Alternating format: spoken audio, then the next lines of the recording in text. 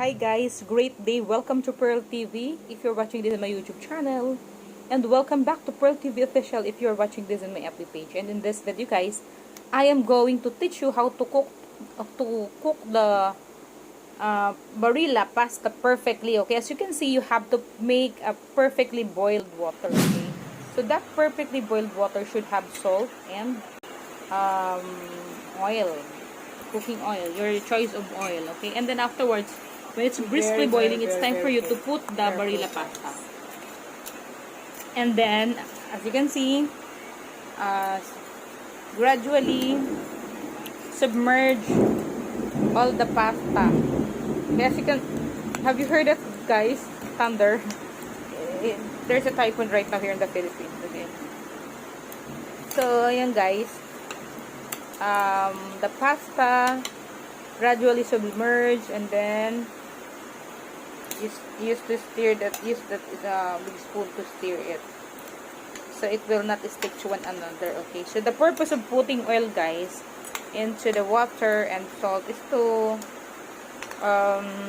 ensure that the pasta has salty taste, and at the same time that oil will not allow the pasta to stick all together once they are being cooked. Okay, and then ensure that the boiling water is maintained. Okay, cook that for 10 to 13 minutes guys, the boiling water, and afterwards you have to kill the cooking process as what I'm going to share with you in this video. Okay, so just keep on stirring guys.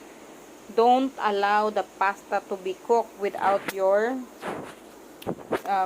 stirring spoon. Okay, just keep on stirring while cooking.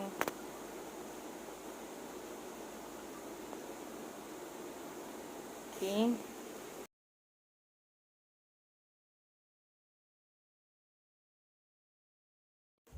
Guys, when it's done, it's time for you to prepare the strainer. Okay, so the strainer will help you to drain the pasta and then prepare a tap water that is going to be poured at the top of your pre-cooked pasta. Okay, so I'm gonna show you.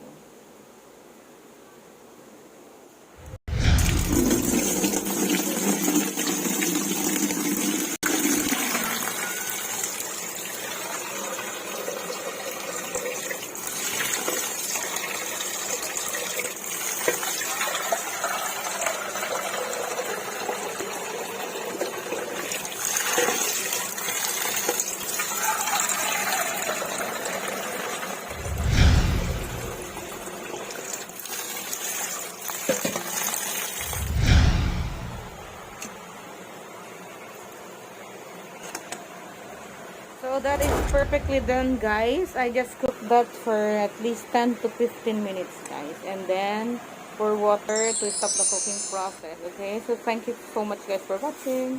Like and subscribe. Bye. God bless.